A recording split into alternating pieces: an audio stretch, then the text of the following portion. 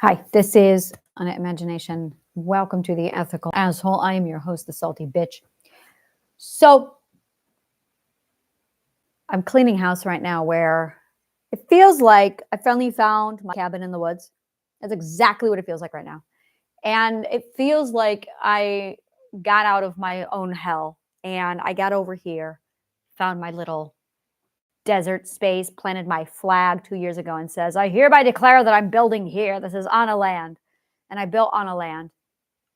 I built the Emporium, the University Emporium, and I got all of it together. And it was a lot of like restructuring, remolding, rebuilding, redesigning, going back, breaking it down, rebuilding. It was a lot. There was a lot of evolution taking place. And then I got to this one particular moment where I realized, where am I going to be during this war? Like, where am I? This is a big question. This is weird. What role are you going to play in this war? And I'm going, I don't know. And this is where I realized you've got this heaven on earth. I love that. We got this heaven on earth, but then there's this hell on earth. And it's weird right now because you can choose. You can step into hell or you can step into heaven. And there's a lot of people who don't know how to get to heaven. And there's a lot of people trying to figure it out. And meanwhile, hell hath no fury. Like it's and I'm in this space. And I'm trying to figure out a lot. There's a lot of people here in heaven, and they're all the way in the back going, hey, and they're having their martinis on the beach. And I'm like, and then there's a lot of other people right here in this space, and they're dealing with their own healing, and they're coaching people through it, and they're struggling, and they're over there. And I just figured out my space. I'm healed. I'm healed. There is an end. There is an end. A lot of people don't know that there's an end. They're convinced there is no end. And that's bullshit. That is a lie they tell you so you stay sick, so you stay on the meds. There is an end. And when I started doing the work I do and I started to go out there, that was one of the biggest things that I heard from people was them fighting me going, oh, no, you're always healing. No, you're not. There is an end. In fact, you can Google it. It's called the stages of healing and the last stage of healing. That's how common it is. They don't want you to know that there is an end so that you think, oh, I'm always going to be sick, so that you don't question when you don't get better because you're always healing. That is a lie they tell you to keep you where they want you. There is an end. There are stages. There are 7 stages of healing. You're not really healing. You get to the first stage and then you have to get into the second stage. And at the second stage, you go, oh my God, this isn't healing. This is life. Yeah. So what you're doing is you're supposed to be on the growth journey.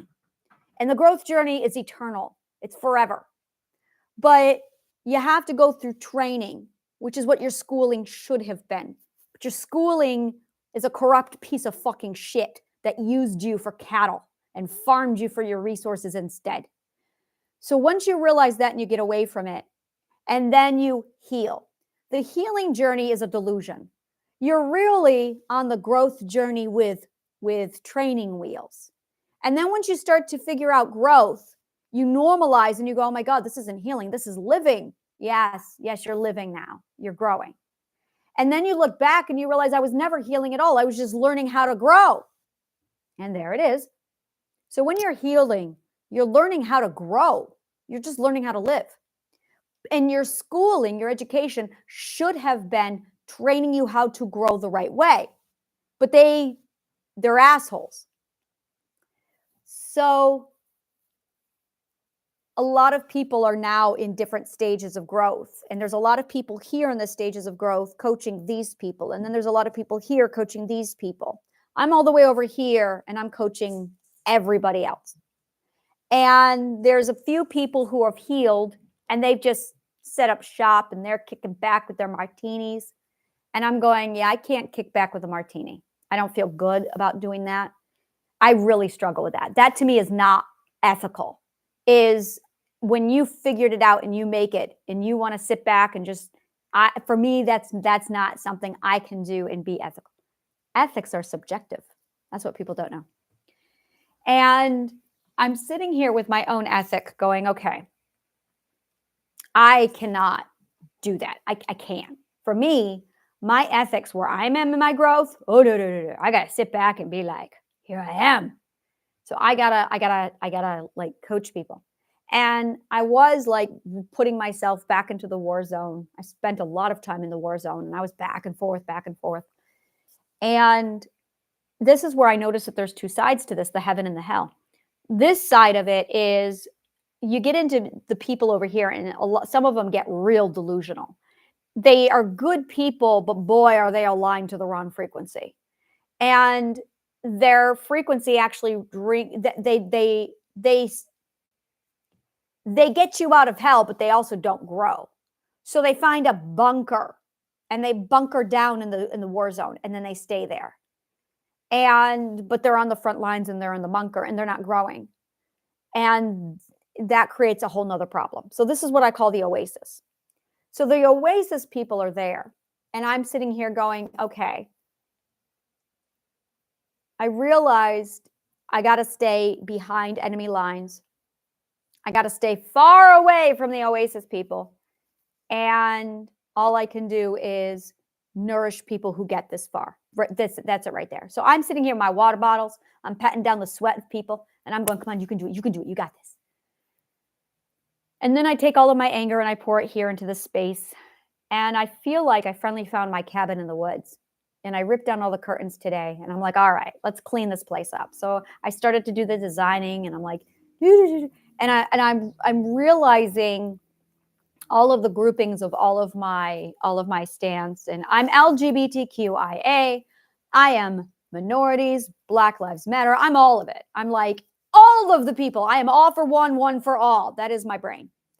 And I take my math and I put it into the subgroupings and I'm like, all right. And I broke down all of my subgroupings. When I broke down all of my subgroupings, that allows me to identify what I'm dealing with. And then I put in the logic and the ordering. That way I can understand what exactly is the priority. So I can focus on the consequence, or so I can remove the consequences and I can focus on the catalysts. That way I can address the problem at the catalyst, because that's where the problem always is the catalyst, never at the symptom. And then I use the waterfall effect to solve the problem, and then it just trickles down. And I teach you how to do that. So wherever you are in your healing journey, you can do that. And I try to do the whole, I'm going to step out of my little space here and I'm going to integrate myself in with other people. And I realize that's not going to be good. That is so not good for me. And the reason why is because I'm focused on surviving in that space. I'm not focused on teaching, and I'm not at my best. And also I realize that people in that space, they have a trial, which is get off your ass and help yourself. And that's the trial. Get off your ass and help yourself. That's the first trial. Help yourself. Save yourself. That is the first trial you are in. Save yourself. And it's really, a lot of people are, yeah, that's definitely trial number one, is save yourself. The next trial is get yourself into the right space for nourishment. So you want to find your nourishing space. Now, this is where a lot of people fuck this up. This is really nice, being able to categorize it like this. Your nourishing space. So a lot of people are thinking about a comfort zone, and a comforting zone is not a nourishing space. So you have a comfort zone, and you also have a foxhole, and you also have the war zone. And you have one more. You have the escape room. So these four spaces is where most people are. And I'm going to tell you right now, these are not spaces for nourishment. These are not nourishing spaces. So you have people who are in a comfort zone and they're thinking, oh yeah, I'm in a comfort zone, so I'm nourishing. No, you're not. And then you have people who are in the foxhole and they're going, yeah, it's great here, I'm nourished. No, you're not. You're in a foxhole. And then you have people who are in the war zone. They know they're in a war zone. They know it. They're the ones who are going, oh, I'm not comforting myself. I know it. I'm in a war zone. Everything's a war. They know where they are. And then you've got people who are in the escape room. These people. The people who are in the escape room are the people who are going, I am totally, absolutely fine, and I'm nourishing myself, but nothing's working. You're in an escape room. So these 4 rooms are delusions, with the exception of the war zone. That's actually the real thing. They're the ones who are realistic about knowing they're in the war zone. So this is delusion. So you have 3 delusions and the people who know they're in the war zone. Okay. And the comfort zone foxhole escape room gives you the delusion that you're in a nourishing space. Okay. You're not in a nourishing space. I call the nourishing space the genie bottle. The genie bottle is where you actually get nourished. Now, the next space is the growth zone. Now, this is where it gets to be a problem. The other type of people, stage 3, is the oasis people. The oasis is the genie bottle with a delusion attached to it. You've learned how to nourish yourself, but you're not growing. And that's the delusion. They're sitting there going, oh, nourishment is growth. So they get addicted to the genie bottle and they never leave the genie bottle. One could argue that they're actually in an escape room or the comfort zone, but they're successfully nourishing themselves, but they're not growing. No, they're definitely in a genie bottle because they are nourishing themselves. And they think, oh, this is it. This is the world. I finally am here because I know how to nourish myself. The end. Nope. Nope. No. Now that's going to last for there's an expiration date on this. So the oasis comes with an expiration date because you're going to get to a point where you nourish yourself to the point of discomfort and then you're still not growing. And when you finally are forced by Mother Nature, who kicks you in the ass to go grow, it's going to hurt and you're going to realize what you don't know. And those are the people who go, I don't understand. I thought I had taken care of all of my problem. Because you were in the genie bottle nourishing yourself and you failed to even bother learning how to grow. That's what happened. You have to nourish and you have to grow. Now, the next thing of all of this is the regulation. Now, the regulation is the problem because you're supposed to choose when you nourish properly and when you grow yourself properly. But people don't know this. So they'll go to the nourishing zone and stay there, or they won't go to the nourishing zone at all, or they'll skip the nourishing zone, go right into the war zone, and they don't understand what's going on. They think, oh yeah, I'm growing, but they're not doing any nourishing. And then you have people who have managed to learn how to grow, but because they're not regulating themselves, they burn out, they're back in the war zone, and they don't know how to go back to the nourishing zone. And this is our society today. This is learning. What all of this is, if I were to put this under a massive little box and put it in a box and package it all up for you and set it down, this is the science of growth. That's what this is. And the science of growth consists of Pythagorean psychology, power economics, physics, biology, logic, story. It pretty much consists of all of the 18 academic disciplines. And this pattern, nourish, grow, repeat, regulate, nourish, grow, regulate, nourish, grow, that is the natural life formula. The natural life formula. Like, learn this. It is literally the formula. Okay. I mean, the formula with a capital T and a capital F. The formula. This formula is located in every academic discipline. It is part of the Fibonacci sequence is part of it. And Tesla's 369 method is this. The 12 ethics are this. Love is this. Everyone is doing this formula. This formula is inside of every little thing. It is literally the life formula or the formula of life. And when you understand input-output regulator, this covers everything. So the input is nourishment. This is what you take into you mentally, physically, atomically, so you nourish yourself. Growth is what generates output, okay? So what comes into you, food, goes out in growth. What you put into you mentally goes out in mental growth. What comes into you atomically puts out energetic growth. And your regulator is your conscious awareness to balance and juggle between input output. This is where physics steps in real heavy. For every action, there is an equal and opposite reaction, which means your input must be equal to your output. And if your input is not equal to your output, you need a regulator to make sure that your input never exceeds your output. And if your input exceeds your output, you need a regulator to make sure that that is balanced. Your output can never exceed your input or you will burn out. So this is the core of all mental illness, all physical illness. All mental illness is this, and it leads to the physical illness. It's because your input had a depletion, and that did not result in a proper output because your regulator is broken, because you got a tree in your radiator. So when you get a tree in your radiator, you can't regulate your engine properly. So when people come in and they're going, I'm just so tired, I'm just so hopeless, I just don't know what to do. You have a serious problem with nourishment. So your input's not working, but you're still putting out far more than you're bringing in. So what you've got to do is turn way down the monitor of your output, and you've got to increase your input. But to increase your input, you got to be in the right space. No one's in the right space. You got people in the comfort zone who are doing a whole bunch of shit, but they're not nourishing from it. If you are tired all the time, you're not there. You are nourished when you are well rested, when you feel energetic, when you have a clear head.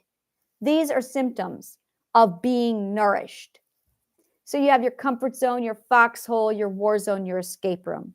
Now, once you break 3 of those 4 delusions and you realize that you really are in the war zone and you know that, you've got to shift yourself into the nourishment space. Now, the war zone people are going to struggle with this. You know you're going to struggle with it. I was a war zone person. This is probably why I did not have a problem with delusion, is because I was in the war zone. The war zone are the people screaming, "You're delusional," because they can see the truth because they're in the war zone. Their problem is they don't know how to turn it off to move themselves into the genie bottle.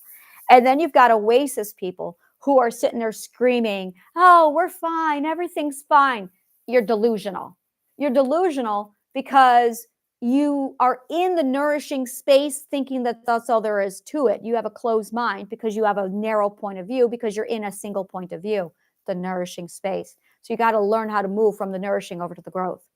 So once you learn how to toggle between nourish and growth, and you do this evenly, now you've mastered self-regulation. When you do that, that's when your energy starts to pick up and level off. You want to get it to a 0, even balance. So you want to be at a 0 metric. And if it's at that gorgeous balance of 0, you're fine. Now, this is just self-sufficient. That's all it is just being self-sufficient.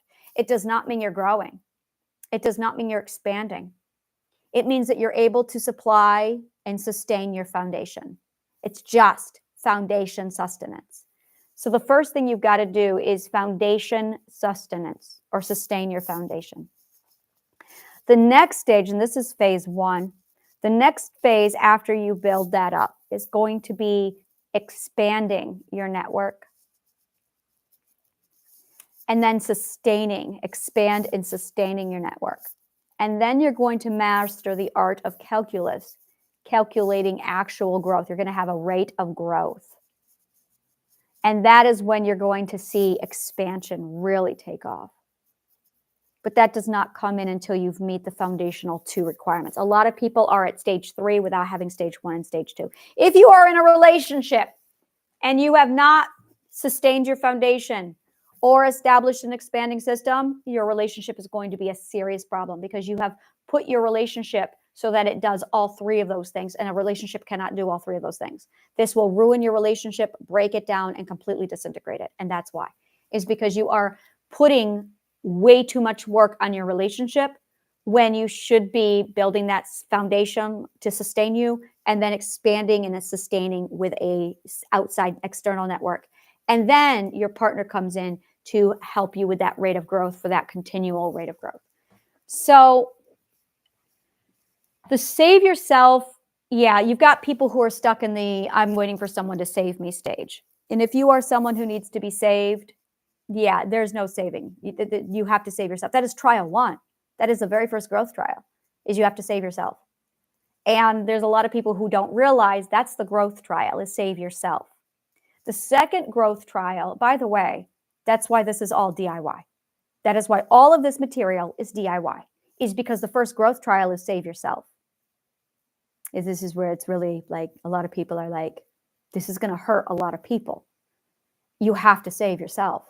Now there's this whole, but if they love me, they would save me. Yeah, you need to go back to the definition of love and take the narcissist cure, because that foundation is a problem.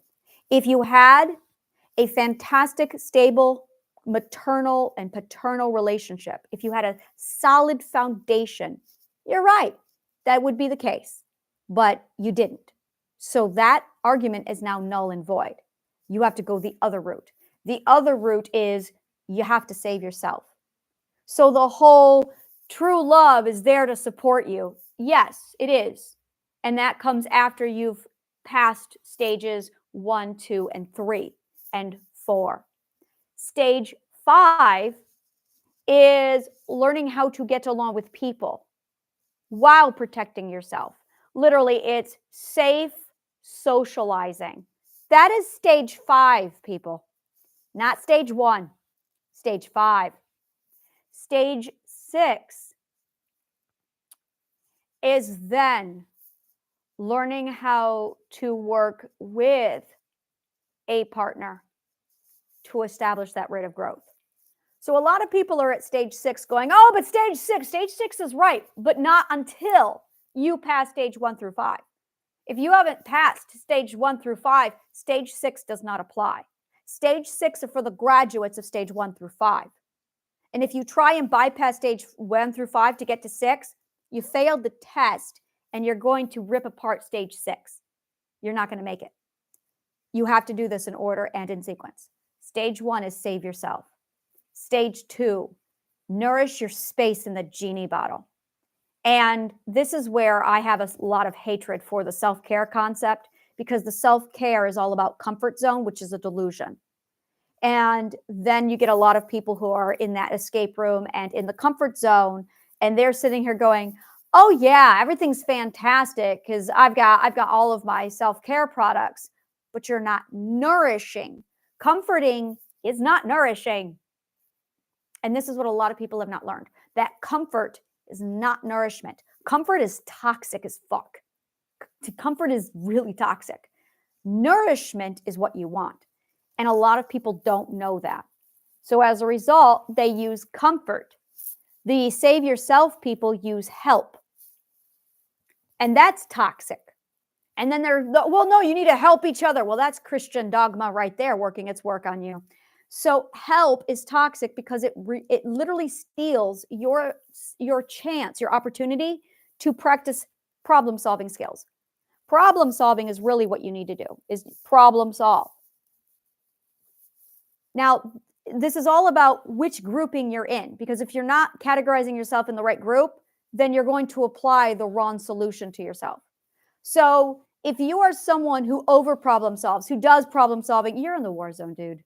You're totally in the war zone. If you are an over problem solver, your problem is the war zone. If you are someone who's in the comfort zone and you're thinking help is what you need, help is not what you need problem solving. So once you understand that there's two kinds of people, literally, and that you're going to have a different solution depending upon who you are, and this is what is the problem right here, is people who are in A are using B solutions, and people who are B people are using A solutions. That's going to create your problem worse, and it's going to completely derail everything. Once you realize that you are an A or a B person and you need to use the corresponding solution for you, it's a game changer. It's a game changer. So if you have problems saving yourself, you need to problem solve. If you, and help is going to be toxic for you. If you are in the war zone, help is going to be what you need. If you live in that war zone, you actually need help.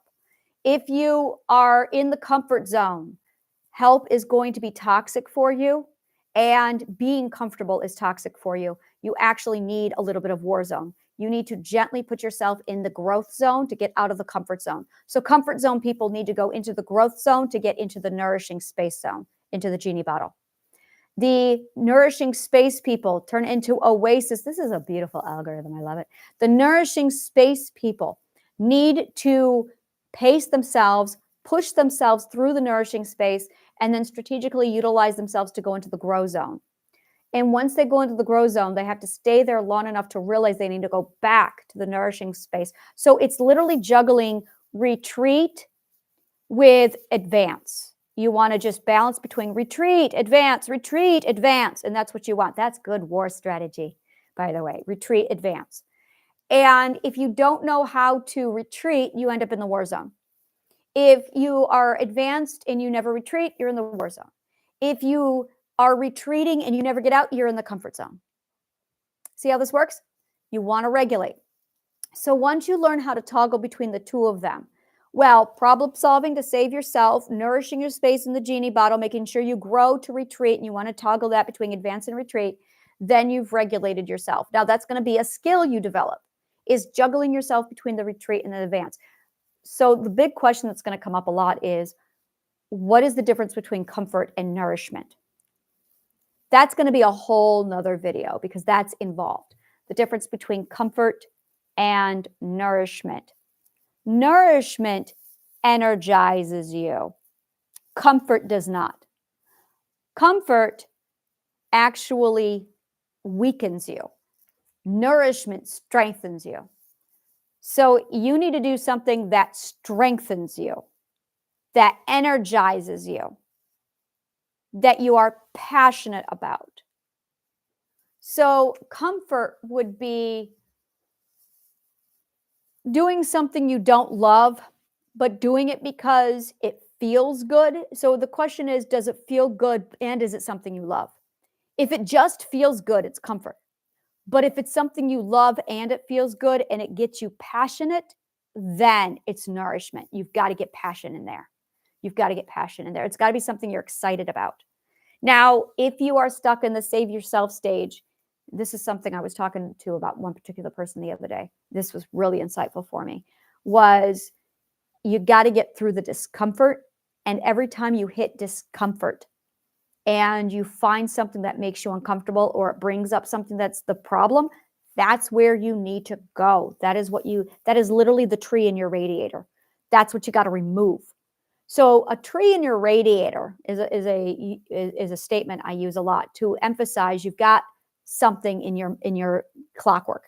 The entire body, the entire mind works like clockwork. And when your clock has debris inside of it, it doesn't work right.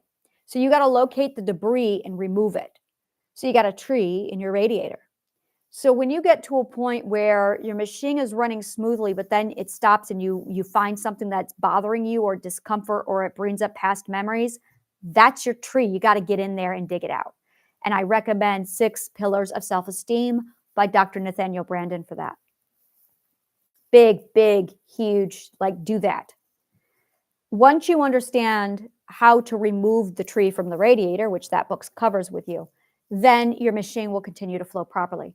Now, in order to know if and how and when your machine is flowing properly, you require this beautiful formula so that you can follow the mathematical pattern to go stage 1, stage 2, stage 3. This is where I'm having a problem. That's where you're having a problem. What's kind of a problem? Well, I'm running into a problem because of A, B, C. This is where my bad feelings come up. This is where my bad memories come up. That's where I get triggered. That's where you need to go. Now you want dialectical behavioral therapy and you want exposure therapy. Exposure therapy is a stage 4 of healing tactic. You don't do this in stage 1 and 2. This is not for stage 1 and 2 people. Exposure therapy is not for early healing people. This is for people out of the bubble wrap, and this is for people post-healing. Exposure therapy is for post-healers, not for beginner healers, okay? So this is a flow chart. I'm trying to figure out how to break this down simply into I think that's what I need to do is I'm going to go ahead and build up a flow chart so you can see the full formula. And then you can literally just go through the algorithm and go, oh, here it is. This is where I need to go. This is where. And this is how it all circles back into itself over and over again. And for notes, like this, these are my notes. So pause the video and copy it down. This is it. This is what yeah. So, once you identify the 6 stages of growth, and then you understand where you are at each stages. The 12 ethics literally are the checkpoints through all of this. The 12 ethics are the milestones, so that when you hit an emotion or an ethic at a certain, same thing, an emotion or an ethic at a certain point, you can go check, and that will marker you to tell you where you are, so you can track where you are in your progressional growth stages. So the other thing is, when you're starting off with this, you're starting off at apprentice skill level, and this takes the skill develop mastery. So you have to put the skills on top of that also. So you have skill mastery, you have academic disciplines, you have got scientific method, you've got the 12 ethic marker, and then you've got this. It is complex. It is complex. So I got to figure out now how to take this huge complex formula and break it down so you guys can follow it easily. By the way, if you are neurodivergent, ADHD, or autistic, this is what your mind is already equipped to do. So you're going to find this real easy once you figure out the math. Once you solve the math, it's going to click in your brain, and your brain is going to go, oh, I know what this is. Boom. And it's just going to do it. It's going to be amazing. So imagine you have a genius part of your brain. This is one of my favorite parts about the brain. This is like, oh, this is my joy, happy place. So the brain has this space in it that's called the next stage of evolution phase. It's literally your next evolution. And if you pass a certain trial, this activates this part of the brain to go, all right, you are officially evolved.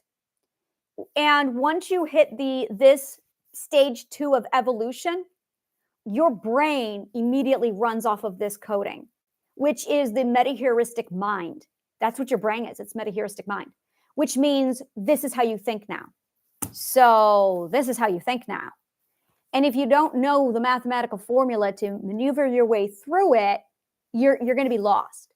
Now, our entire system, which is composed by a bunch of troglodytes, have composed a really simple A, B, C. Now, I'm gonna break it down for you. I love chess. I love chess. I can't play checkers if my life depended on it. I can't play checkers. I have never been able to win at a game of checkers. I can't. It's too simple. I can understand chess. I can play chess. I can't understand checkers. It's too simple. So I can't do it. That is because this is the formula for my brain. Because it's at that little space in the brain where it's going, all right, now you're at this point of evolution. People who have ADHD, neurodivergent, or autistic are in that space. That is how their brains function. But society is going, oh no, you got to play the checkers rules. You're supposed to be playing chess. But all the checker people told you have to play checker. But you have a chess brain. I have a chess brain. So I'm sitting here with my chess brain going, oh, I get chess. But I know why I can't play checkers, because I have a chess brain. You have a chess brain. If you are neurodivergent, ADHD, or autistic, you have a chess brain. You cannot function with checkers. So all the checkers people who have checker brains, because I love everything about this analogy, because they don't know chess. They're looking at chess going, well, I don't get chess. They're checker people, okay? Meanwhile, you're playing chess going, oh, I get chess. That makes sense to me. Now go to checkers. Yeah, I know, right? And the better you get at chess, the harder it's going to be for checkers. Okay? So, and then you have people who are in between the worlds where they can do both. So when you're looking at chess, it's amazing. It's amazing. My partner is, he does salsa. He does salsa. But he can't do bachata. He can do bachata, but it bores him too much. He's like, there's not so he does really advanced salsa. But not bachata, because he's got a chess brain, not a So this is it right there. It's the next stage of evolution. So now all the checker people are running the world, and the checker people are going, oh, well, you don't fit into the checker world. You're an idiot. So now they're diagnosing chess people as stupid and ignorant and dumb and insane, and they're putting the chess people on medication. And all the chess people are trying to become checker people, but they're chess people. The chess brain is built for this kind of thinking. Now, I can get into the psychological analysis of why you have a chest brain. I can also get into the sociological progression of a system as to why you have a chest brain. I can also get into the spirituality of why you have a chest brain. Does it matter? You have a chest brain. So if you have a chest brain, you require chest brain education, chest brain algorithm, chest brain conversation. And this is the really big thing here is, and this is going to piss off a lot of people, and I just don't care because I'm used to pissing off people. So here it is. ADHD, neurodivergent, and autism don't exist. These are symptoms of what happens when you take a chest brain and put them in a checker world. They're symptoms of chess people in checker world. You take them out of it and they function just fine. And all the symptoms go away. You're a chess brain. You need to function in a chess world. So I'm going to, and here's the flip side of that. If you have brain fog, which is not a symptom of ADHD, it's not a symptom of autism, it's not a symptom of neurodivergent. If you have brain fog, it is a trauma symptom because you are a chess brain being forced to be in a checker brain. So the brain fog is a compounded symptom of this trauma.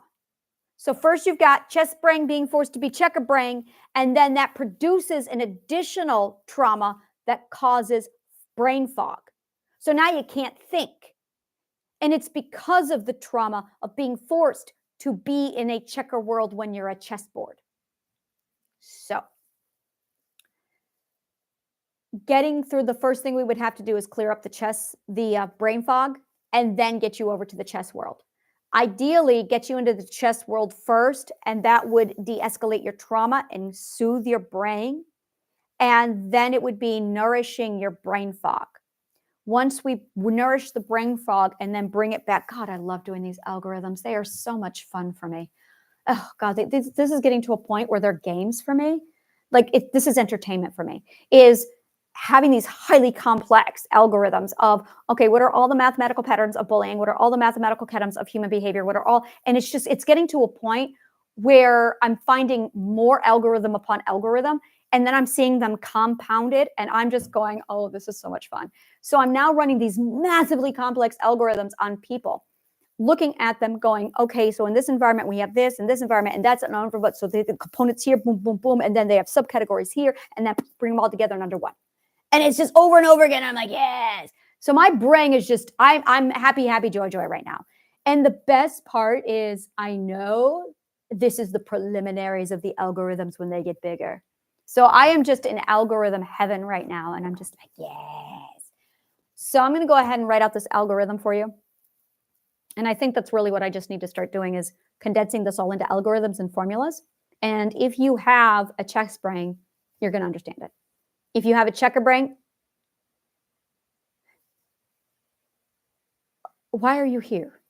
Like, yeah, this is not a space for checker brain people. This is not a space for checker brain people. Checker brain people, that's this category. They have other growing that they need to do. They have not finished the first trial. Not that trial as in save yourself problem solving trial. I mean, they haven't figured out how to tie their shoes. They probably have Velcro shoes. That's their level of, literally, those are the bullies on the playground with compounded assholes. So checker people are not here. These are the chess people. So in addition to the chess people, if you have brain fog is not part of this. That is a symptom of the trauma. That is actually, oh, I have a lot to say about brain fog. Brain fog is a whole thing to talk about. All right, I'm going to shut this one down. I'm enjoying this today. So yeah, this is me. Like, I'm carving out my little world. I'm loving this space. Like, I'm in space now. And I finally figured out all of my people. It was really a long journey to get here. And yeah. All right. So every one of my videos, I love to do the whole bitch fest. And then I move it into like, let's problem solve. And then I'm going to wrap it up with a call to action. So this is part of a much bigger thing. I do a lot of shit. I really don't like to do call to actions. But at the same time, I've got some people going, well, where can I learn more? So if you want to learn more about what I do, go to my link tree. There you go. Just go to my link tree. If you want to learn more about the weird shit I do, go to Linktree and it will open up my world for you. So if you want to enter my world, yeah, there you go, right there. Invitation to my world. If you want to enter my world, go to my Linktree. And that's the doorway that'll like invite you in. And oh yeah, this is my world. So thank you so much. And may the kindest of words always find you.